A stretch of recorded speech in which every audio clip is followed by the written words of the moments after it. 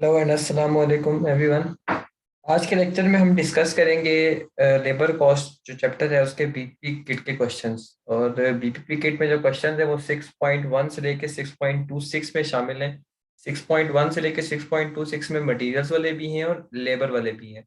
Materials वाले already हम discuss कर चुके हैं, वो मटेरियल चैप्टर की जो एग्जाम किट है, एग्जाम किट का जो लेक्चर है वहाँ पर मौजूद है। अब हम स्टार्ट करेंगे लेबर वाले सवालों से, तो स्टार्ट करते हैं। सबसे पहला क्वेश्चन है 6.3 के in a week when the employee produced 133 units of which 11 were rejected, what would be the employee's gross pay for the week? तो एम्प्लॉई एक पीस वर्क सिस्टम चल रहा है और एम्प्लॉई ने 133 यूनिट्स बनाए जिसमें से 11 रिजेक्ट हो गए थे, ठीक है।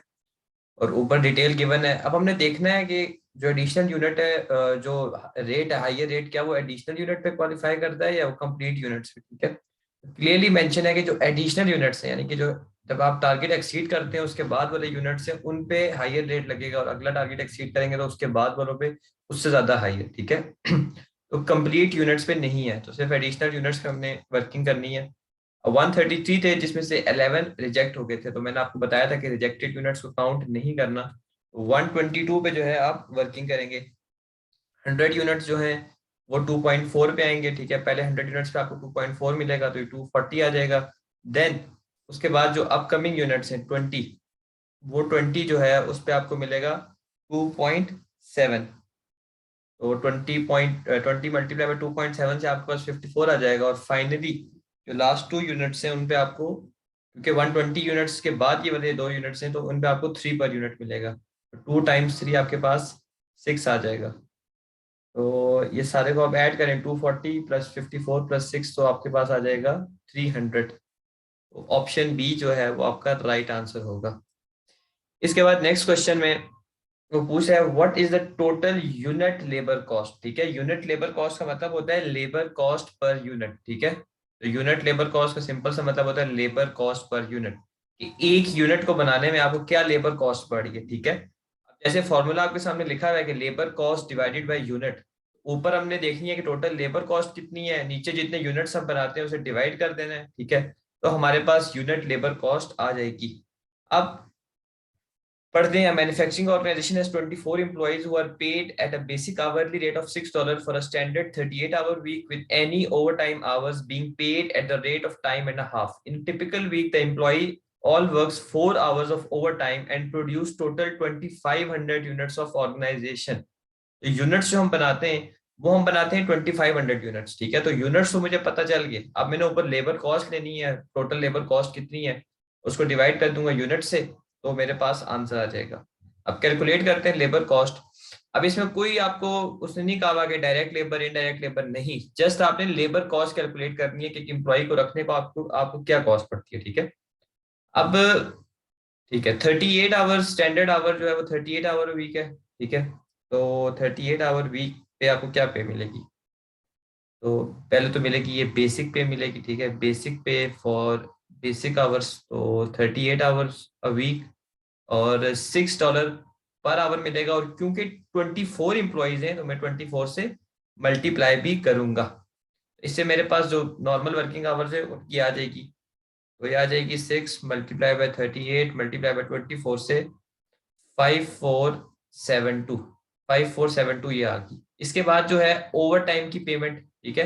अब यहाँ पर मैं ओवर टाइम की पेमेंट अगट्ठे निकालूंगा, ठीक है, क्योंकि मुझे स्प्लिट करने की तो जरूरत है नहीं कि यार क्या लेबर है या इनडायरेक्ट है, या डायरेक्ट इनडायरेक्ट वाला तो कॉन्सेप्ट यहाँ पर नहीं लगता। जस्ट आपने लेबर कॉस्ट पर यूनिट बतानी है। ओवर टाइम जो है, हर एम्प्लॉय कितना ओवर टाइम करता था उसने क्लियरली बता दिया खुद ही, ये 4 आवर्स ओवर टाइम के करता था। और टोटल कितने इंप्लॉई हैं? 24। तो पहले तो आप 4 आवर को 24 से जब मल्टीप्लाई करेंगे तो आपके पास टोटल ओवर टाइम आवर्स आ जाएंगे सब इंप्लॉइज के। अब ओवर टाइम पे आपको पता है दो चीजें मिलती थी, एक मिलता था बेसिक रेट, ठीक है, और दूसरा क्या मिलता था ओवर टाइम का? प्रीमियम। तो जो ओवर टाइम आवर्स हैं, ओवर टाइम आवर्स पे आपको क्या मिलता है? टाइम एंड हाफ, ठीक है। टाइम एंड हाफ यानी कि 1/2 रेट जो है आपको, एक तो बेसिक मिलता है प्लस टाइम एंड हाफ मिलेगा। टाइम एंड हाफ का मतलब होता है 1/2 यानी कि 50% भी आप कह सकते हैं। तो एक तो मुझे इस ओवर टाइम पेमेंट पे बेसिक मिलेगा जो कि 6 है, प्लस टाइम एंड हाफ जिसका मतलब है 3। 6 × 1/2 3 होता है ना। ओवर टाइम यानी कि 50% है बेसिक रेट का, टाइम एंड हाफ का मतलब 50% भी हो सकता है। तो मैंने दोनों की वर्किंग यहाँ पर इकट्ठे कर दिया है, ना कि अलग अलग करता। क्यों? क्योंकि यहाँ पर अलग अलग करने की मुझे जरूरत है ही नहीं। मैंने स्प्लिट तो नहीं करना ना कि basic pay for over time hours क्या है या ओवर टाइम प्रीमियम क्या है। तो इसको जब मैं मल्टीप्लाई करूंगा तो 6 + 3 से 9 आ जाएगा, 9 मल्टीप्लाई बाय 24 मल्टीप्लाई बाय 4, ये आ जाएगा 864।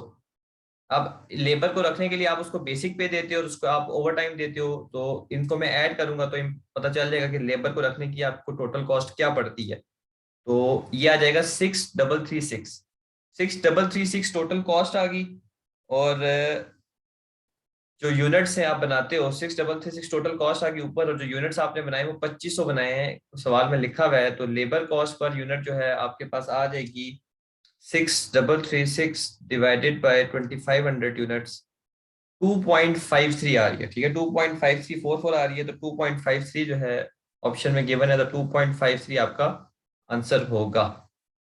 तो ऐसे आपने करना है, यूनिट लेबर कॉस्ट में आपने लेबर कॉस्ट पर यूनिट निकालनी है। पर labour cost per unit formula आपके सामने है, labour cost divided by units. तो आपने लेबर कॉस्ट निकाल ली, कितनी लेबर कॉस्ट थी, उसको डिवाइड कर दिया कि आप कितने यूनिट्स बनाते हो, तो आपको पता चल जाएगा कि पर यूनिट बनाने की आपको ये लेबर कॉस्ट पड़ती है।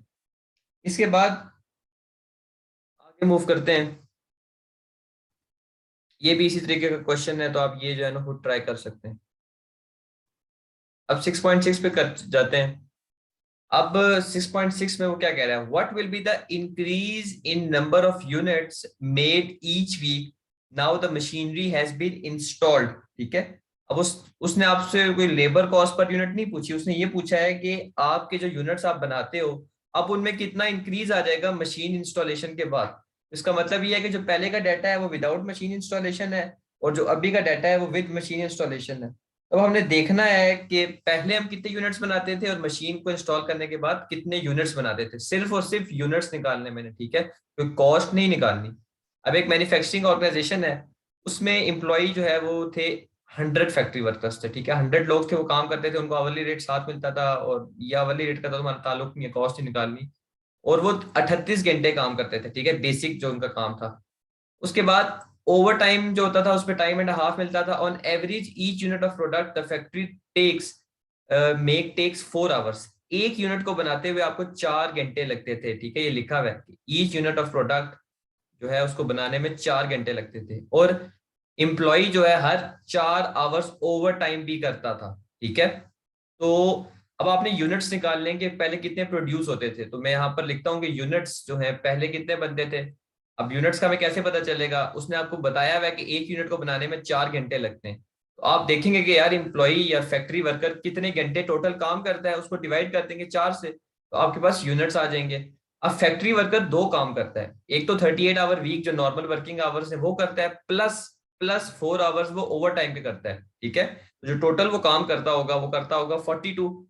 और टोटल 100 फैक्ट्री वर्कर्स है, तो 100 मल्टीप्लाई बाय 38 आवर्स वो काम करता है नॉर्मल, प्लस 4 आवर हर इम्प्लॉय ओवर टाइम करता है। यानी कि इस वीक में या इस वीक में या वीक में एम्प्लॉय जो है वो 42 आवर्स काम करता है टोटल। तो इससे ऊपर मेरे पास टोटल आवर्स आ जाएंगे, और नीचे मैं इसको डिवाइड कर दूंगा कि एक यूनिट को बनाने में कितने घंटे लगते हैं। तो टोटल घंटों को जब एक यूनिट के घंटों से डिवाइड करूंगा तो मुझे पता चल जाएगा कि मैं कितने यूनिट्स बनाता हूँ। तो ऊपर मेरे पास आ जाएगा 4200, नीचे मेरे पास आ जाएगा 4। तो इसका मतलब है कि 1050 यूनिट्स में बनाता हूँ। 4200 घंटे फैक्ट्री में काम होता है, और 4 घंटों में एक यूनिट बनता है। 4200 को 4 से डिवाइड करें तो आपके पास यूनिट्स आ जाएंगे। अब ये तो पहले जो बनता था, ठीक है, पहले प्रीवियसली। अब इसके बाद उन्होंने बताया है कि मैनेजमेंट ने इंस्टॉल कर दी है machinery which is estimated should reduce the time taken to produce 1 unit of product to 3.5 hours. Machine की इंस्टॉलेशन के बाद जो आप पहले 4 घंटे में एक यूनिट बनाते थे, अब आप 3.5 घंटों में बनाते हो। ठीक है, और इम्प्लॉइज जो है उसने कहा है कि will continue to work the same amount of overtime, यानी कि इम्प्लॉई जो है वही same amount of overtime भी कर रहे हैं। ठीक है, देखिए 38 आवर तो नॉर्मल वीक है, वो तो एम्प्लॉय करता ही करता है। अब इस क्वेश्चन में उसने आपको ये भी बताया है कि मशीन की इंस्टॉलेशन बेशक हुई हो लेकिन स्टिल 4 घंटे ओवर टाइम हो रहा है। इसका मतलब ये है कि जो टोटल टाइम लग रहा है वो वही लग रहा है। डिफरेंस क्या है कि अब एक यूनिट को बनाने में हाफ एन आवर कम लगता है। तो न्यू जो मेरे पास यूनिट्स आएंगे, new units after machine installation, वो कैसे आएंगे, ऊपर तो मेरे पास वही 4200 होगा। अब फॉर एग्जांपल मैं आपको एग्जांपल देता हूँ, अगर उसने सवाल में लिखा होता कि मशीन इंस्टॉलेशन के बाद ओवर टाइम भी होना खत्म हो गया है, तो फिर आपने 100 को सिर्फ और सिर्फ 38 आवर वीक से मल्टीप्लाई करना था, जो उनका नॉर्मल वर्किंग आवर था, ठीक है। लेकिन क्योंकि उसने बताया हुआ है कि ओवर टाइम स्टिल उतना ही जारी है, इसका मतलब है नंबर ऑफ आवर्स उतने ही है जितने पहले थे। नॉर्मल तो वो करेगा ही करेगा, नॉर्मल आवर जो होते हैं और प्लस ओवर टाइम। अब इसको 4 से नहीं डिवाइड करना, 3.5 से करना है, क्योंकि अब एक यूनिट को बनाने में 3.5 आवर्स लगते हैं। तो 4200 को 3.5 से आप डिवाइड करें तो आ जाता है 1200 यूनिट्स। 1200 यूनिट्स। तो पहले आप 1050 यूनिट्स बना रहे थे, अब आप 1200 यूनिट्स बना रहे हैं। तो कितने यूनिट्स इंक्रीज हो गए? 150 units. 150 units is the right answer. अब अगला क्वेश्चन है, what is the employees net पे फॉर द वीक। आपने एम्प्लॉइज की नेट पे निकालनी है, और नेट पे निकालने का तरीका आपको पता होता है। ग्रॉस पे में से जो डिडक्शंस होती हैं, इनकम टैक्स होती है, ठीक है, पेई होता है, एम्प्लॉई बेनिफिट कंट्रीब्यूशन होती है, एम्प्लॉई बेनिफिट कंट्रीब्यूशन होती है, वो आप माइनस करते हैं, तो आपके पास आ जाती है नेट पे। तो अब हम कैलकुलेट करते हैं। अब इनकम टैक्स तो मुझे पता है 58 है, वो गिवन है। और इम्प्लॉई की बेनिफिट कंट्रीब्यूशन माइनस होती है 31, वो भी मुझे यहाँ पर गिवन है 31। लेकिन ग्रॉस पे का मसला है, ग्रॉस पे उसने दी भी नहीं है, मुझे निकालनी पड़ेगी। ग्रॉस पे का मतलब क्या होता था? जो वेजेस एक लेबर अर्न करता था, तो उसने ऊपर बताया हुआ भी है कि लेबर की कमाई कितनी थी। An employee is paid an hourly rate of 6.8 for a 40 hours week, ठीक है। तो एक जो उसको मिलती थी basic pay for basic hours, ठीक है, वो क्या थी? 40 टाइम 6.8। नॉर्मल वर्किंग आवर्स 40 थे और 6.8 उसको मिलता था उस पे। फिर उसके बाद हर इम्प्लॉय 45 आवर्स काम करता था, तो इसका मतलब है ओवर टाइम कितने काम किए उसने? 5 आवर्स। तो basic pay for over time hours जो है वो आपकी 5 मल्टीप्लाई बाय 6.8। फिर उसके बाद ओवर टाइम का प्रीमियम भी मिलता था, ठीक है। ओवर टाइम का प्रीमियम उसने लिखा हुआ है टाइम एंड हाफ, यानी कि 50% बेसिक रेट का। तो 5 मल्टीप्लाई बाय 6.8 का 50%, या 6.8 का 1/2, इस सब का एक ही मतलब है, ठीक है। 6.8 को 0.5 से भी मल्टीप्लाई कर सकते हैं, सारा कुछ उसमें कोई डिफरेंस नहीं है, एक ही चीज है। अब मैं इसको मल्टीप्लाई करता हूँ। 40 टाइम्स 6.8, ये आ जाएगा 272। उसके बाद 5 मल्टीप्लाई बाय 6.8 आपके पास आ जाएगा 34। एंड देन फाइनली जो प्रीमियम है 6.8 का 50% जो है वो 3.4 है, तो 5 आवर्स ओवर टाइम है, 17। तो पे को अगर मैं टोटल करूं तो 272 प्लस 34 प्लस 17, 323 आ जाता है। जो ग्रॉस पे मैंने कमाई होगी वो 323 होती है, ठीक है। ग्रॉस पे का मतलब होता है वो पे जो आपने अर्न किया है, तो ये 323 आ गई। अब इसमें से आपने इनकम टैक्स और ये माइनस कर देना है। 323 में से 58 माइनस किया, उसमें से फिर 31 माइनस किया, तो 234 आ गया। तो जो आपकी नेट पे है वो 234 है। अब इसके बाद दूसरी चीज उसने पूछी है, what is the wages cost to employer. Employer को क्या कॉस्ट पड़ी है? तो कॉस्ट टू एम्प्लॉयर का फॉर्मूला आपको पता है, gross profit, sorry sorry gross pay, और उसमें आपने ऐड कर देना है एम्प्लॉयर्स बेनिफिट कंट्रीब्यूशन, है ना। एम्प्लॉयर को यही कॉस्ट पड़ी है, एक तो जो उसको तनख्वाह देनी पड़ती है, ठीक है, जो ग्रॉस में वो अर्न करता है, क्योंकि इनकम टैक्स तो एम्प्लॉय अपना दे रहा होता है ना। एम्प्लॉयर तो उसको 323 एम्प्लॉयर की तरफ से उसको मिला होता है ना, वो आगे जो 58 होता है और 31 वो तो अपने बिहाफ पे दे रहा होता है ना। तो ये कटिंग हो के फिर उसको नेट पे 234 मिलती है। तो 323 एक तो ये ग्रॉस पे एम्प्लॉयर को देनी पड़ती है, प्लस एम्प्लॉयर को एम्प्लॉई के भी हाफ पे भी बेनिफिट कंट्रीब्यूशन देना पड़ता है, ठीक है। तो वो 34 इधर आ जाएगा। 323 प्लस 34 से आपके पास आ जाएगा 357। नेशनल इंश्योरेंस कंट्रीब्यूशन मैंने आपको बताया था, एक तो एम्प्लॉय खुद देता है अपने लिए, और एक उसका एम्प्लॉयर देता है एम्प्लॉय के बिहाफ पे, तो ये दोनों चीजें होती हैं। तो 357 जो है आपका राइट आंसर होगा। इसके बाद ये आसान से क्वेश्चन है, आप देख लीजिएगा, इनमें सच कुछ नहीं है। अब ये क्वेश्चन है, पहला क्वेश्चन में वो पूछा है what is the direct labour cost per month. तो आपने direct labour cost per month बतानी है। डायरेक्ट लेबर कॉस्ट में आपको पता है सिर्फ और सिर्फ तीन चीजें आती हैं। पहली चीज क्या आती है? पहली चीज डायरेक्ट लेबर कॉस्ट में आती है basic pay for basic hours direct workers के, फिर दूसरी चीज आती है basic pay for over time hours direct workers के, और तीसरी चीज आती है ओवर टाइम का प्रीमियम अगर आपने कस्टमर की स्पेसिफिक रिक्वेस्ट पे किया हो। अब सॉल्व करते हैं क्वेश्चन को। During the month of September 2023 the following labour hours were work. Direct production workers 2300 basic hours plus 500 hours of over time. तो बेसिक आवर्स जो है, बेसिक आवर्स आपके हैं 2300, सही है। और बेसिक आवर्स पे जो आपको पे मिल रही है वो मिल रही है 7.2 डायरेक्ट वर्कर्स को मिल रही है। 2300 का 7.2 आ जाएगा। उसके बाद प्लस 500 ऑफ ओवर टाइम्स का मतलब ये है कि 2300 बेसिक आवर्स अलग है और 500 ओवर टाइम का अलग है। तो ओवर टाइम के जो आवर्स हैं, ओवर टाइम के आवर्स हैं 500, और उस पर आपको मिल रहा है ओवर टाइम का प्रीमियम टाइम एंड हाफ, तो 7.2 का हाफ हो जाएगा।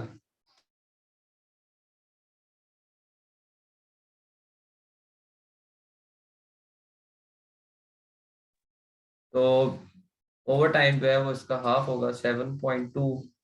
लेकिन यहाँ पर हमने क्योंकि डायरेक्ट लेबर कॉस्ट में करना है तो हमने सिर्फ ओवर टाइम की बेसिक पे ही लेनी है, ठीक है, ओवर टाइम का प्रीमियम नहीं लेना।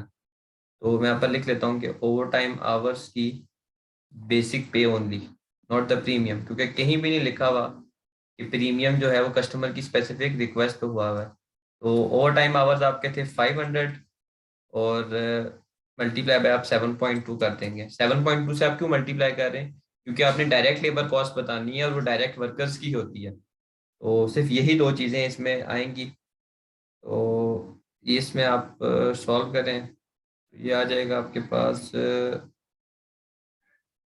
2300 का 7.2 लें, इसमें एक और भी है।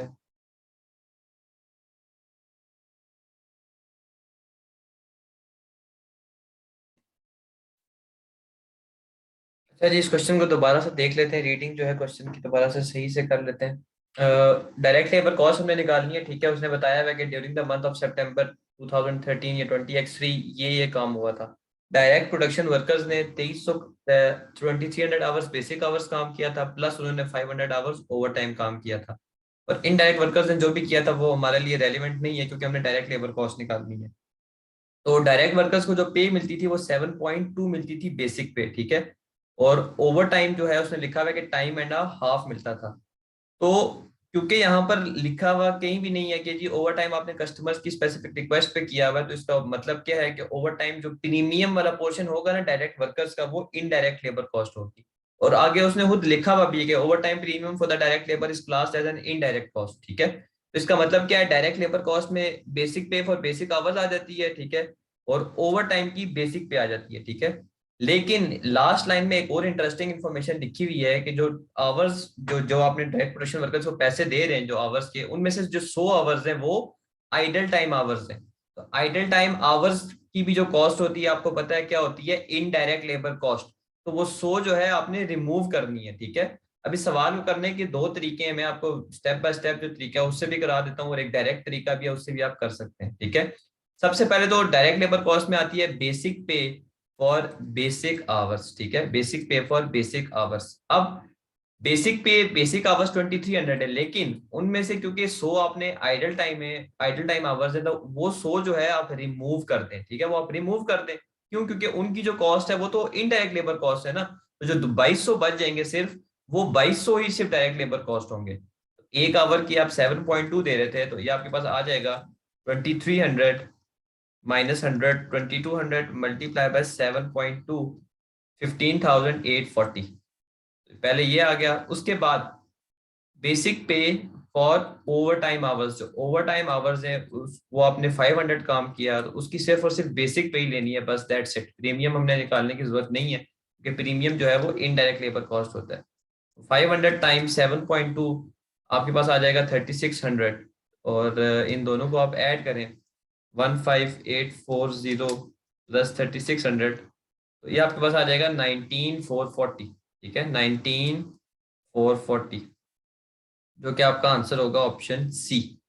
दूसरा तरीका आराम से आप ये कर सकते हैं कि 2300 घंटे थे, उन पे भी 7.2 ही मिलना था। जो 500 थे उन पे भी 7.2 ही मिलना था। और जो 100 थे उन पे भी 7.2 मिलना था, लेकिन उन 100 को शामिल नहीं करना था, तो डायरेक्ट आप वो 100 रिमूव कर देते। डायरेक्ट वर्किंग भी आप कर सकते थे, सीधा 7.2 से मल्टीप्लाई कर देते। तब भी 19,440 आता। इनडायरेक्ट लेबर कॉस्ट जो है वो हमने इसमें से निकालनी थी, और idle time indirect labour cost है, और उसने कहा हुआ है, खुद ही उसने बताया हुआ है कि जो हमने आपको डायरेक्ट प्रोडक्शन वर्कर्स को पैसे जो दिए हैं जितने भी आवर्स के, उनमें से 100 आवर्स आइडल टाइम थे। तो आइडल टाइम तो आपको पता है इनडायरेक्ट लेबर कॉस्ट होती है, उसको आपने अपनी कैलकुलेशन में शामिल नहीं करना होता। दैट इज द रीजन कि हमने उसको रिमूव कर दिया है। अब 6.13 में इसी तरह का कोई क्वेश्चन है, लेकिन उसमें उसने पूछा हुआ है कि इनडायरेक्ट लेबर कॉस्ट क्या है मंथ की। ठीक है, तो अब इसको रीड करते हैं। During the month of the June the following labour hours were work. Direct workers भी हैं और इनडायरेक्ट वर्कर्स भी हैं। The direct workers are paid at the basic rate of 8 per hour and the indirect workers are paid at the 7.6 per hour. Overtime is paid at the time and a half. Overtime premium उसने खुद बताया हुआ है, indirect cost है। Of the hours paid to all the direct production workers 80 of these were idle time hours. अब indirect labour cost आपने निकालनी है। ठीक है, इनडायरेक्ट लेबर कॉस्ट में जो इनडायरेक्ट वर्कर्स हैं, ठीक है, उनकी सब की सब कॉस्ट आ जाएगी। इनडायरेक्ट जो वर्कर्स हैं उनकी सब की सब कॉस्ट आ जाएगी, ठीक है, इनडायरेक्ट लेबर कॉस्ट में। और डायरेक्ट वर्कर्स की दो चीजें यहां पर आएंगी। डायरेक्ट वर्कर्स की दो चीजें हैं जो आपकी इनडायरेक्ट लेबर कॉस्ट का पार्ट होती हैं। एक चीज क्या है, एक चीज है उसके ओवर टाइम का प्रीमियम, क्योंकि वो कस्टमर की रिक्वेस्ट पे नहीं हुआ तो ऑब्वियस सी बात है वो इनडायरेक्ट लेबर कॉस्ट होगा। दूसरा उसने बताया हुआ भी है।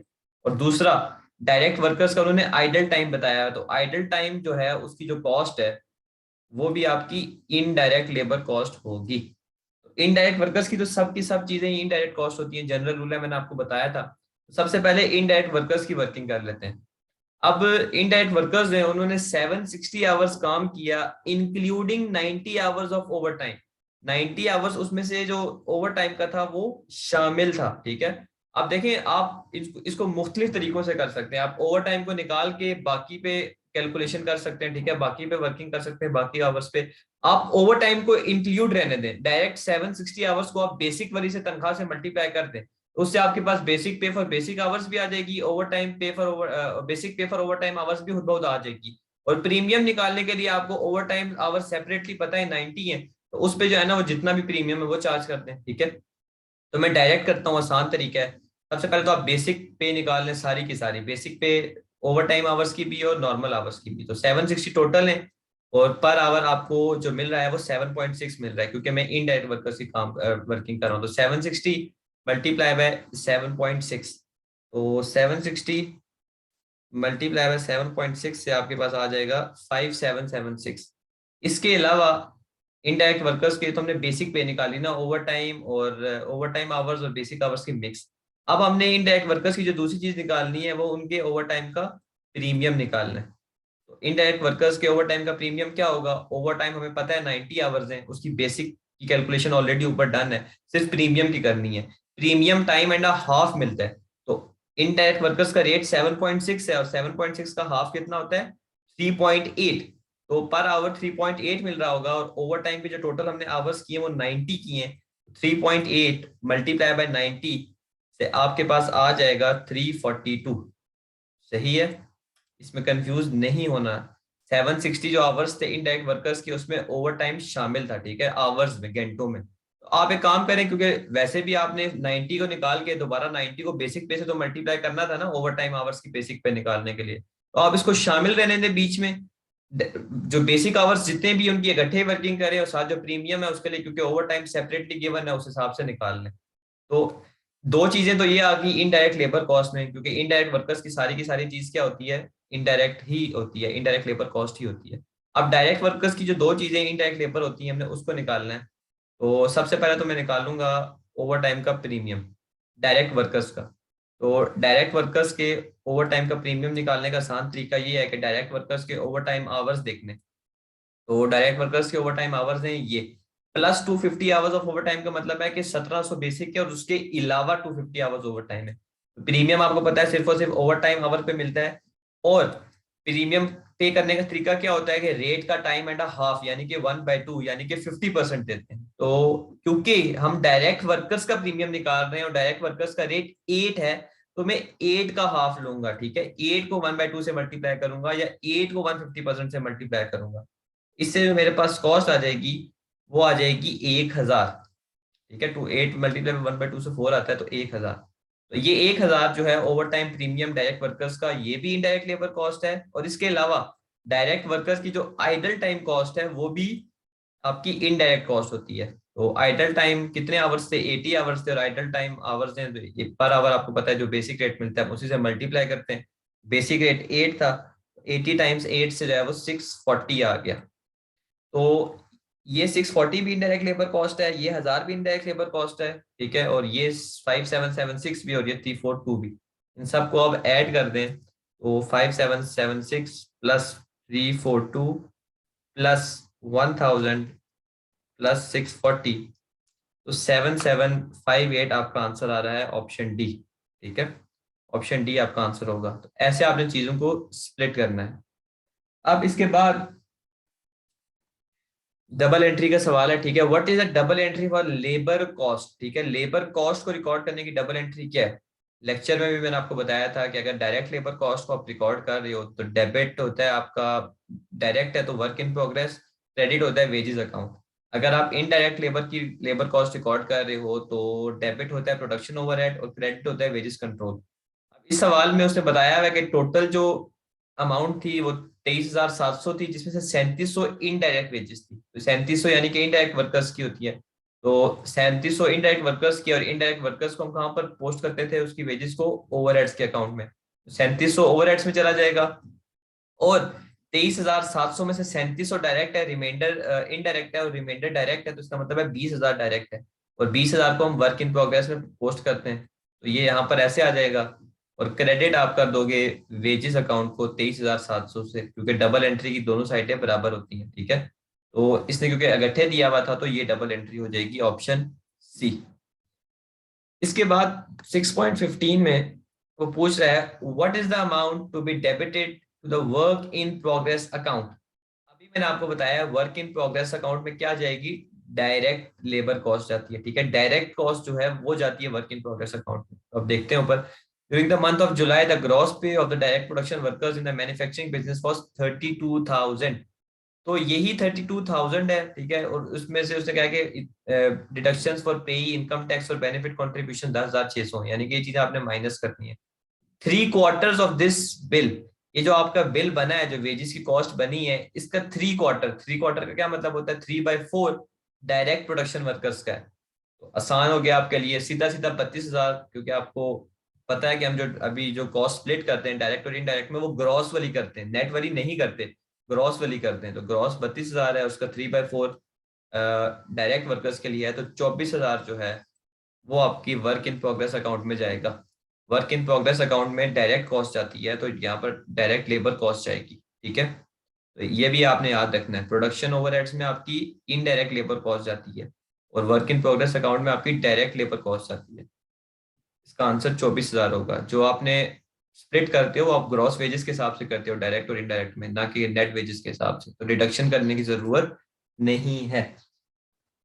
अब अगेन क्वेश्चन आया है what is the amount to be debited to the work in progress account and what is the amount to be debited to the production overhead account, यानी कि हमने डायरेक्ट लेबर कॉस्ट और indirect labour cost बतानी है। इस question की working इकट्ठे ही कर लेते हैं क्योंकि इनका डाटा जो है वो सेम ही है। अब तो पहले डायरेक्ट वर्कर्स के निकालते हैं, क्योंकि वर्क इन प्रोग्रेस में आप डायरेक्ट लेबर कॉस्ट को पोस्ट करते हो अकाउंट में, डायरेक्ट लेबर कॉस्ट को रिकॉर्ड करते हो। In a week the direct production workers of organisation work for 750 hours including 110 hours of overtime. इस हफ्ते में डायरेक्ट वर्कर आवर्स ने थोड़ा 740 घंटे काम किया, जिसमें से 110 घंटे ओवर टाइम का था। और इनडायरेक्ट को भी छोड़ देते हैं क्योंकि पहले डायरेक्ट कॉस्ट निकालते हैं। Included in the direct workers hours were 50 hours of idol time. तो डायरेक्ट वर्कर्स के जो आवर्स थे टोटल, उसमें से 50 आइडल टाइम के थे। तो आइडल टाइम आपको पता है इनडायरेक्ट लेबर कॉस्ट होती है, तो वो हमने रिमूव करना है। Direct production workers have a basic rate of 8.4 per hour, उनका बेसिक रेट 8.4 पर आवर है। इनडायरेक्ट को भी देने दें। All over time is paid at the time plus 1/3। Over time जो आप पे करते हो वो टाइम प्लस 1/3 का मतलब ये है कि 1/3 आप ओवर टाइम का हिस्सा देते हो, ठीक है। एक तो बेसिक पे नॉर्मल होती है 1/3 जो आप ओवर टाइम देते हो, 1/3 आपका ओवर टाइम होगा। Overtime premiums are treated as indirect cost, तो उसने खुद बता दिया, लेकिन हमें पता है कि डायरेक्ट वर्कर्स का over time premium normally indirect cost होता है, अनलेस अगर आपने ओवर टाइम कस्टमर की रिक्वेस्ट पे ना किया। तो मैं वर्किंग करता हूँ। सबसे पहले तो मैं निकालूंगा basic pay for basic hours, इसकी डायरेक्ट वर्कर्स की basic pay for basic hours. तो बेसिक आवर्स जिन्होंने काम किया है, अब अगेन जो है ना, अब आपकी मर्जी है, आप इसको रिमूव करके चले, मैं रिमूव करके कर लेता हूँ। 750 आवर्स में से 110 आवर्स ओवर टाइम के थे, तो मैं 110 निकाल देता हूँ।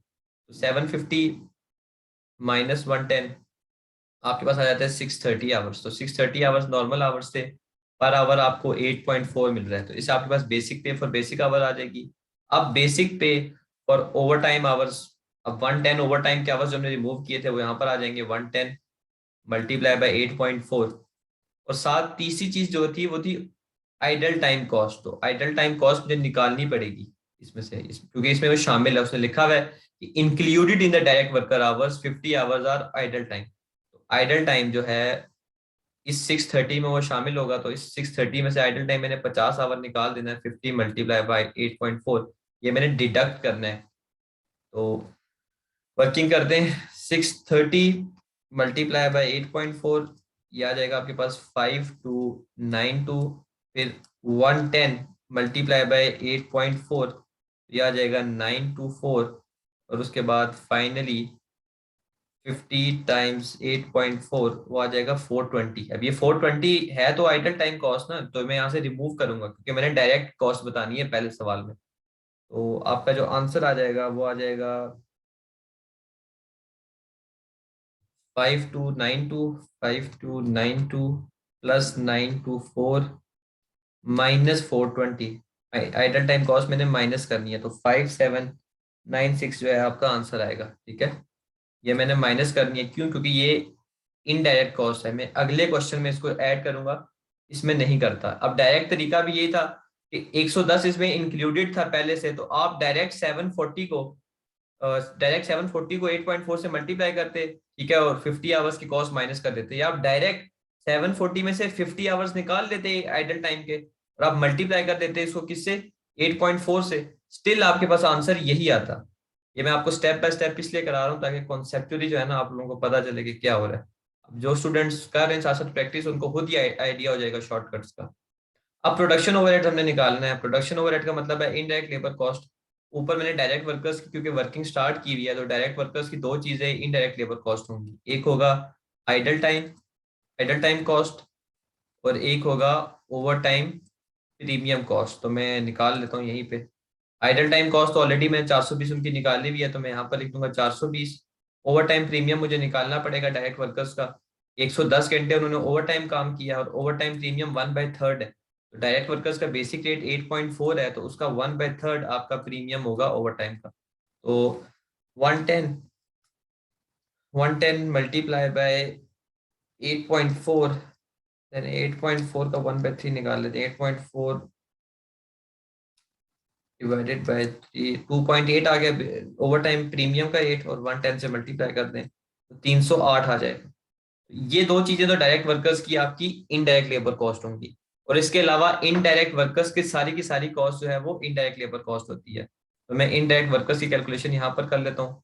अब उसका रीड करते हैं। इनडायरेक्ट वर्कर्स ने 200 घंटे काम किया, जिसमें से 40 आवर्स ओवर टाइम थे। तो डायरेक्ट जो है ना, आप डायरेक्ट वर्किंग भी कर सकते हैं, आप डायरेक्ट ही ओवर टाइम के भी बेसिक आवर्स और नॉर्मल बेसिक आवर्स को इकट्ठे कैलकुलेट कर लें, 200 को मल्टीप्लाई कर दें 6 पर आवर से। क्यों? क्योंकि इनडायरेक्ट वर्कर्स का रेट 6 पर आवर है, तो 200 टाइम्स 6 आपके पास आ जाएगा 1200। और इसके अलावा इनका ओवर टाइम का ये तो बेसिक आ गया, और इसके बाद इनका आ जाएगा ओवर टाइम का प्रीमियम, क्योंकि ऊपर बेसिक की वर्किंग में आपने ओवर टाइम के बेसिक वाला पोर्शन निकाल लिया ऑलरेडी इकट्ठे। प्रीमियम कितना होगा, 40 आवर्स ओवर टाइम के हैं इनडायरेक्ट वर्कर्स के, मल्टीप्लाई बाय प्रीमियम, आप रेट का 1/3 देते हैं, इनडायरेक्ट वर्कर्स का रेट 6 है, 6 का 1/3 2 आता है, तो 40 टाइम्स 2 से आपके पास 80 आ जाएगा। तो 420 इनडायरेक्ट लेबर कॉस्ट है, 308 इनडायरेक्ट लेबर कॉस्ट है, 1280 इनडायरेक्ट लेबर कॉस्ट है, इस सब को आप ऐड करते हैं तो आपके पास आंसर आ जाएगा। आंसर आपके पास आएगा वो होगा 1200 प्लस 80, 1280 प्लस 420, 1700 प्लस 308, 2008, 2008 जो है आपकी इनडायरेक्ट लेबर कॉस्ट है। ठीक है, 5796 आपकी डायरेक्ट लेबर कॉस्ट थी और इनडायरेक्ट लेबर कॉस्ट आपकी 2008 है, यानी कि टोटल लेबर कॉस्ट आपको पड़ी है 7804 है, जिसको आपने स्प्लिट कर दिया है। तो ऐसे आपने जो है ना वर्किंग करनी है। इन क्वेश्चंस को करने के डिफरेंट तरीके हैं, प्रोवाइडेड कि अगर कॉन्सेप्ट क्लियर हो ना फिर आपको कोई प्रॉब्लम नहीं होगी। अब इसके बाद आगे मूव करते हैं। बीच में मटेरियल वाले सवाल हैं, तो ये इनको भी नोट करें। ये जो है लेबर का क्वेश्चन है। अब ऐसे क्वेश्चन दो तीन है, ये काफी इंटरेस्टिंग क्वेश्चन हैं और इनको सॉल्व करते हैं। अब वो पूछ रहा है what is the change in unit labour cost from the current system to the proposed piece work system. अभी आप कोई करंट सिस्टम चला रहे हो और उससे अब आपने शिफ्ट कर दिया और अब आप पीस वर्क पे चलना चाह रहे हो। वो यही पूछ रहा है कि जो करंट सिस्टम है और पीस वर्क सिस्टम है उन दोनों की लेबर कॉस्ट में क्या डिफरेंस है, लेबर कॉस्ट पर यूनिट में क्या डिफरेंस है। तो पहले जो है मैं करंट सिस्टम है, करंट सिस्टम की लेबर कॉस्ट पर यूनिट निकालूंगा। यूनिट लेबर कॉस्ट का मतलब होता है लेबर कॉस्ट पर यूनिट, और फॉर्मूला आपको पता है कि लेबर कॉस्ट को आपने डिवाइड कर देना है यूनिट से। तो पहले तो मैं करंट सिस्टम की निकाल लेता हूँ यहीं से। अब business makes one product only the following data relates the labour cost of making 500 units. तो यूनिट्स तो जी मुझे पता चल गया सीधा सीधा, ये डेटा 500 यूनिट्स का दिया हुआ, तो यूनिट्स तो 500 है। अब कॉस्ट देखते हैं। इम्प्लॉइज 12 थे, बेसिक वेज उनकी ये थी, ओवर टाइम इतना था, इतने घंटे काम करते थे, रेट पर आवर ये था। तो ये तो आसानी होगी, टोटल कॉस्ट भी दी हुई है 2550, तो कुछ करने की जरूरत ही नहीं है, सीधा सीधा 2550 आप डिवाइड कर दें। 12 इम्प्लॉइज थे, बताया हुआ भी है कि इतना वो बेसिक काम करते थे, इतना वो ओवर टाइम काम करते थे और उनको ये पे मिलती थी। ठीक है, तो अब सब कुछ उसने कैलकुलेट करके खुद ही दिया हुआ है, तो ये तो आसान हो गया हमारे लिए, 5.1 आ गई। अब इसमें आप ओवर टाइम के आवर्स को अगर गौर से देखें तो रेट 7.5 है। अब इसने ओवर टाइम की इकट्ठे कैलकुलेशन की हुई है, बेसिक प्लस प्रीमियम दोनों की इकट्ठे की हुई है। 5 पर आवर नॉर्मल रेट था, तो आपको पता चल जाएगा कि यार ओवर टाइम का जो 7.5 है उसमें से 5 जो है वो बेसिक है, 2.5 वो प्रीमियम वाला पोर्शन है। तो इसने ओवर टाइम पेमेंट की इकट्ठी कैलकुलेशन की हुई है, सही है। तो ये आपके पास लेबर कॉस्ट पर यूनिट आ जाएगी, बहुत आसान सिस्टम था। अब नया सिस्टम आया है, मैनेजमेंट सोचना चाह रही है कि यार वो रेम्यूनरेशन मेथड या पेमेंट मेथड को चेंज करे और पीस वर्क सिस्टम लेके आए। और पीस वर्क सिस्टम के तहत हर एम्प्लॉय जो है उसको 4.10 पर यूनिट मिलेगा फर्स्ट 40 यूनिट्स पे, और 4.7 पर यूनिट मिलेगा 40 से अबव यूनिट्स पे। ठीक है, 40 से अबव यूनिट्स पे। अब एम्प्लॉयज जो हैं वो एक्सपेक्ट कर रहे हैं कि वो 45 यूनिट्स पर वीक बनाएंगे इस सिस्टम के तहत। तो फर्स्ट 40 पे उन्हें 4.1 मिलेगा और नेक्स्ट 5 पे उन्हें 4.7 मिलेगा। हमने लेबर कॉस्ट पर यूनिट निकालनी है। उसने आपको बता भी दिया है कि एक एम्प्लॉय 45 यूनिट्स बनाता है। ठीक है, अब 12 एम्प्लॉयज आपके काम करते हैं। अब आप 12 से मल्टीप्लाई करके टोटल में भी निकाल सकते हैं, और क्योंकि एक एम्प्लॉय कॉस्ट पर यूनिट पे तो कोई इफेक्ट नहीं पड़ेगा ना, अगर आप सिर्फ एक एम्प्लॉय का भी डाटा उठा के कॉस्ट पर यूनिट निकालेंगे स्टिल आपका आंसर सेम आएगा। ठीक है, तो मैं न्यू सिस्टम के तहत निकालता हूँ, न्यू सिस्टम के तहत लेबर कॉस्ट पर यूनिट निकालता हूँ। यूनिट्स क्या होंगे, हर इम्प्लॉय 45 यूनिट्स बनाएगा, उसने लिखा हुआ है, तो टोटल इम्प्लॉयज 12 थे, तो 45 को आप 12 से मल्टीप्लाई कर दें, ये तो आपके पास यूनिट्स आ जाएंगे।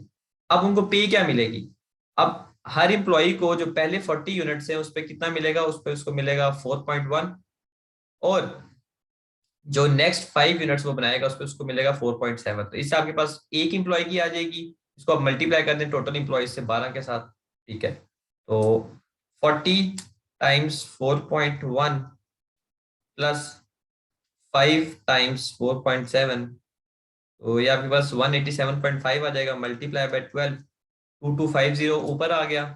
टोटल लेबर कॉस्ट नए सिस्टम के तहत 2250 आपको पड़ेगी, एक लेबर की 187.5।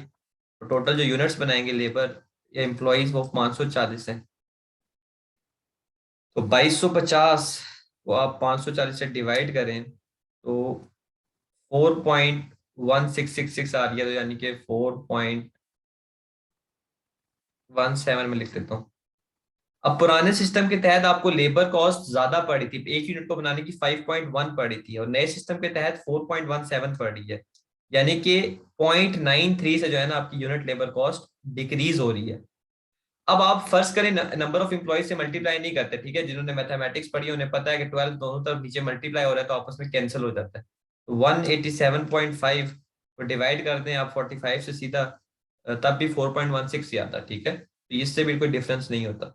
यार हमने सारी वर्किंग इकट्ठे कर ली है, तो इससे हमारे पास ये आंसर आ गया। अब इसके बाद नेक्स्ट क्वेश्चन जो है, इसी तरीके का क्वेश्चन है कि वो यही कह रहे हैं कि पहले कोई पुराना सिस्टम कंपनी चला रही थी, अब उन्होंने कोई नया सिस्टम अडॉप्ट किया है। इस नए सिस्टम के तहत यूनिट लेबर कॉस्ट पे क्या इफेक्ट होगा। तो हम उसी तरह देखेंगे कि पुराने सिस्टम के तहत लेबर कॉस्ट पर यूनिट क्या थी या यूनिट लेबर कॉस्ट क्या थी, और नए सिस्टम के तहत क्या है। देखते हैं। अब employees in a factory are paid at a basic hourly rate of 5.5 for 35 hour week. Overtime is paid at the rate of 7.5 per our, ठीक है। ओवर टाइम उसने लिखा हुआ है, ओवर टाइम प्रीमियम नहीं लिखा हुआ। तो ओवर टाइम लिखा हुआ है, इसका मतलब ये है कि ओवर टाइम आवर्स पे उसको ये मिलता है। ये इस 7.5 में बेसिक प्लस ओवर टाइम दोनों शामिल है। 5.5 बेसिक का और 2 ओवर टाइम इकट्ठे उसने बताया हुआ है। It takes one employee 3 hours to produce 1 unit. एक एम्प्लॉई को 1 यूनिट बनाने के लिए 3 घंटे चाहिए होते हैं। और ऑन एवरेज हर एम्प्लॉई जो है वो 4 घंटे ओवर टाइम करता है। ऑन एवरेज हर एम्प्लॉई 4 घंटे ओवर टाइम करता है। मैं अब इस सिस्टम के तहत लेबर कॉस्ट पर यूनिट निकालता हूँ। तो लेबर कॉस्ट पर यूनिट का फॉर्मूला क्या था कि ऊपर आपने लेबर कॉस्ट लेनी है, नीचे आपने यूनिट्स लेने हैं। अब लेबर कॉस्ट आप कैसे लेंगे। अब इन्होंने क्योंकि नंबर ऑफ एम्प्लॉयज हमें नहीं दिए हुए, तो बस सिंपली आपने ज्यूम करना है कि एक ही एम्प्लॉय है, ठीक है। नंबर ऑफ एम्प्लॉयज अगर दिए हुए भी होते तो ऊपर मैंने आपको बताया था वही मल्टीप्लाई बाय 12 जो हमने वाला कॉन्सेप्ट था वही था। कोई फर्क नहीं पड़ता। एम्प्लॉयज नहीं दिए हुए तो बस आप एज्यूम करें एक ही एम्प्लॉय है, तो हम उसकी वर्किंग करते हैं। अब 4 आवर्स 35 आवर हर एम्प्लॉय काम करेगा। तो पहले तो मैं यहाँ पर इधर में सेपरेट लिखता हूँ, पहले मैं लेबर कॉस्ट निकाल लेता हूँ। लेबर कॉस्ट क्या आएगी, 35 मल्टीप्लाई बाय 5.5, ये आ गई basic hour, basic working hours की, प्लस ओवर टाइम हर एम्प्लॉय कितना करेगा, 4 आवर। तो 4 मल्टीप्लाई बाय ओवर टाइम पे क्या मिल रहा है, 7.5, ठीक है। ये अगट्ठे इन्होंने खुद बता दिया कि ये ओवर टाइम पे इतना मिलता है आपको, इसमें प्रीमियम और बेसिक दोनों शामिल है, तो वो करने की जरूरत नहीं है, ठीक है। ये अगट्ठे उन्होंने बताया हुआ है। लेबर कॉस्ट पुराने सिस्टम के तहत आपको जो पड़ती थी वो थी 35 multiply by 5.5 plus 4 multiply by 7.5, तो ये आ जाएगा 222.5। ये तो लेबर कॉस्ट आ गई। अब यूनिट्स पुराने सिस्टम के तहत हमने निकालने। यूनिट्स इसने हमें यहाँ पर दिए हुए नहीं है, तो कोई प्रॉब्लम नहीं है, हम निकाल लेंगे। उसने हमें बताया हुआ है कि 1 यूनिट बनाने में 3 घंटे लगते हैं। तो हम देखते हैं कि हमने टोटल कितने घंटे काम किया। तो हर इम्प्लॉई जो है वो 35 बेसिक और 4 ओवर टाइम काम करता है, यानी कि 39 आवर्स काम करता है। और 1 यूनिट को बनाने में कितना टाइम लगता है, 3 घंटे। तो 39 आवर्स टोटल काम करता है एक इम्प्लॉय, और 1 यूनिट को बनाने में 3 लगता है, तो एक इम्प्लॉय जो है वो 13 यूनिट्स बनाता होगा। और एक इम्प्लॉय की लेबर कॉस्ट ये है 22.5। तो आप अगर यहाँ से लेबर कॉस्ट पर यूनिट निकाल दें तो वो आ जाएगी 222.5 डिवाइडेड बाई 13, तो 17.11 आ गई है, 17.11। ये लेबर कॉस्ट पर यूनिट है पुराने सिस्टम के तहत। अब नए सिस्टम पे मूव करते हैं। Management are considering automating, again machine की इन्वॉल्वमेंट है, ऑटोमेशन का वो सोच रहे हैं, और इस ऑटोमेशन की वजह से रिड्यूस जो यूनिट कॉस्ट है आपकी वो रिड्यूस हो जाएगी 30 मिनट से, यानी कि हाफ एन आवर। पहले आप 3 घंटे में एक यूनिट बनाते थे, अब आप 2.5 आवर्स में एक यूनिट बनाएंगे। और इस सिस्टम के तहत आपको ओवर टाइम की जरूरत नहीं है, ओवर टाइम की जरूरत नहीं है, ठीक है। अब जो है आपने वर्किंग में क्या करना है, अब आपने, क्योंकि आपको ओवर टाइम की जरूरत नहीं है, तो अब कितने यूनिट्स बनाएगा एम्प्लॉय, निकाल लेते हैं। पहले एम्प्लॉय 39 आवर्स काम करता था, 35 बेसिक और 4 ओवर टाइम। लेकिन नए सिस्टम के तहत ओवर टाइम की जरूरत आपको नहीं है, सीधा सीधा आप 35 आवर्स टोटल काम करते होंगे, और एक यूनिट को बनाने में 2.5 आवर्स लगते हैं। तो 35 डिवाइडेड बाई 2.5, तो वो आ जाएगा 14। अब आप 14 यूनिट्स बना रहे होंगे, और कॉस्ट ऑब्वियसली बात है, कॉस्ट तो सेम होगी, ऑटोमेशन की वजह से सिर्फ यूनिट बनाने में जल्दी होगी, बाकी कॉस्ट सेम होगी। लेकिन क्योंकि अब ओवर टाइम नहीं है, तो कॉस्ट जस्ट जो नॉर्मल मिल रही है आपको वही मिलेगी, 35 मल्टीप्लाई बाय 5.5। तो 35 मल्टीप्लाई बाय 5.5 आपके पास 192.5 आ जाता है। तो नए सिस्टम के तहत जो कॉस्ट पर यूनिट है, लेबर कॉस्ट पर यूनिट, वो हो जाएगी 192.5 डिवाइडेड बाय 14, तो ये आ जाएगा आपके पास 13.75, 13.75। तो 17.11 पहले था, 13.75 अब हो गया है, तो तकरीबन 3.36 से रिडक्शन हुई है, तो ऑप्शन सी आंसर होगा, 3.37। ठीक है, डेसिमल की वजह से क्लोजेस्ट यही है, तो ये आंसर होगा। अगेन मैं इस क्वेश्चन को रिपीट करता हूँ, ठीक है। इस क्वेश्चन में पहले हमें 3 घंटे लगते थे एक यूनिट को बनाने में, और हम 4 घंटे ओवर टाइम काम करते थे, और 35 आवर हमारा नॉर्मल वर्किंग आवर था। तो 39 आवर अगर एक बंदा काम करता है और एक यूनिट को बनाने में 3 घंटे लगते हैं, तो वो बंदा 13 यूनिट्स बनाता है। और उसको जो लेबर कॉस्ट मिलती है वो 2 to 2.5 है। इसमें बेसिक प्लस ओवर टाइम शामिल है, क्योंकि पहले वो ओवर टाइम कर रहा था। अब मैनेजमेंट ने ऑटोमेशन की, मशीन की इन्वॉल्वमेंट कर दी, जिसकी वजह से जो यूनिट बनाने में टाइम है वो कम हो गया आधे घंटे से। अब आप 3 की जगह 2.5 घंटे में एक यूनिट बना रहे हो, और अब आपको ओवर टाइम की भी जरूरत नहीं है। तो आपने जो 4 आवर्स ओवर टाइम करते थे उसको शामिल नहीं करना, क्योंकि अब आप वो नहीं कर रहे।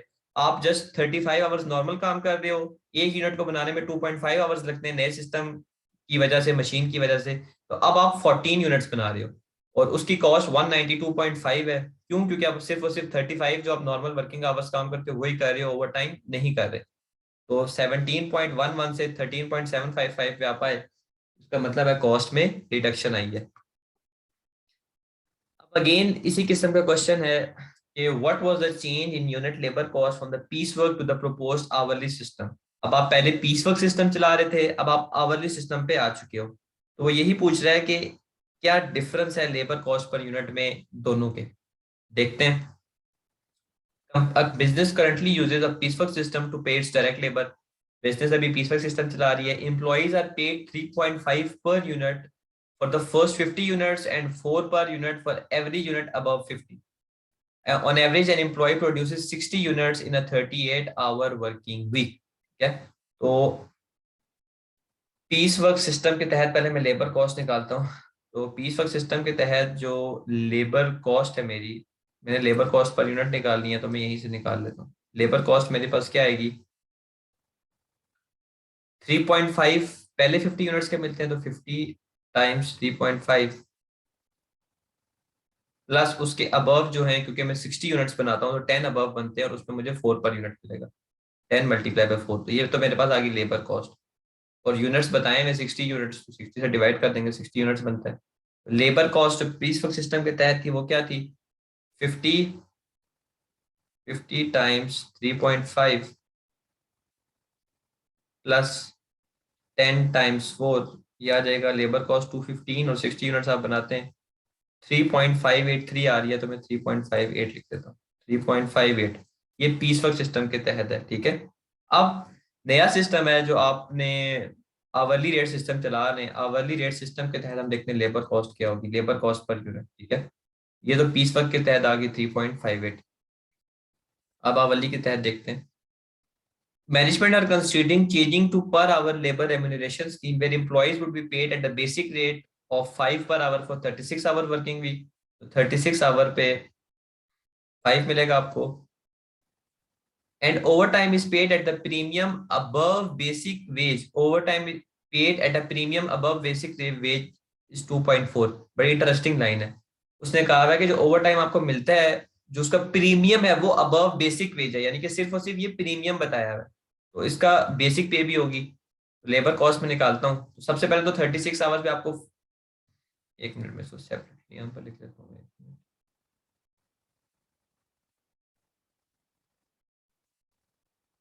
अब आवरली सिस्टम के तहत सबसे पहले तो आपको जो बेसिक वीक है 36 आवर, उसमें मिलेगी 5 पर आवर। ओ, तो उसके बाद आपको वो जो ओवर टाइम है, आप ओवर टाइम आप कितना करते हो, 38 आवर वर्किंग वीक है, 36 आवर आपके बेसिक है। तो ओवर टाइम कितना है, 2 आवर्स। तो ओवर टाइम पे एक चीज आपको मिलती है नॉर्मल, और दूसरी चीज आपको मिलती है प्रीमियम। प्रीमियम उसने खुद बताया हुआ 2.4 है। ओवर टाइम पे आपको दो चीजें मिलेंगी। अब इस सबको आप ऐड कर दें, कॉस्ट को कितनी बनती है, 36 × 5, ये जो आप बेसिक तनख्वाह देंगे अपने लेबर को, प्लस ओवर टाइम की बेसिक पे 10 बन गई, प्लस ओवर टाइम का जो प्रीमियम है वो 2 × 2.4, वो आप इसमें ऐड कर दें तो 194.8 टोटल पे मैंने निकाल ली है। 194.8, 4.8 ये है, 10 ये है, और ये 180 है। 194.8 आपकी टोटल कॉस्ट बन गई। अब यहाँ पर मैं ले लेता हूँ कॉस्ट पर यूनिट नए सिस्टम के तहत। तो 194.8 आपकी कॉस्ट है। अब यूनिट्स देखते हैं कितने। तो लास्ट लाइन बड़ी मजे की इसमें लिखी हुई है कि कोई चेंज नहीं है प्रोडक्टिविटी में। There is not expected to be a change in the level of productivity, यानी कि प्रोडक्शन जो है आपकी वो सेम है, उसमें कोई भी चेंज नहीं आएगा। तो सेम है तो इसका मतलब है अभी भी आप 60 यूनिट्स ही बना रहे हो।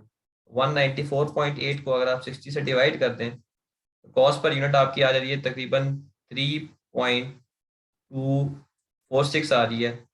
तो 3.25 ले लेते हैं। पहले सिस्टम के तहत आपकी कॉस्ट 3.58 थी और अब नए सिस्टम के तहत आपकी कॉस्ट रिड्यूस होकर 3.25 आ गई है, तो इनकी रिडक्शन जो है वो 0.33 की है।